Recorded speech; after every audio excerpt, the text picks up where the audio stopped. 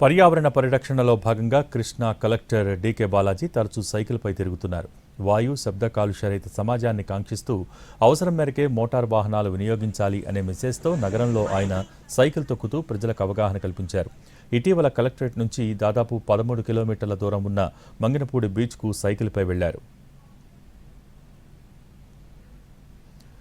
స్వచ్ఛాంధ్ర కార్యక్రమంలో భాగంగా శనివారం అధికారులు సిబ్బందితో కలిసి జెడ్పీ కన్వెన్షన్ హాల్ నుంచి 3 స్తంభాల సెంటర్ వరకు సైకిల్ ర్యాలీ నిర్వహించారు.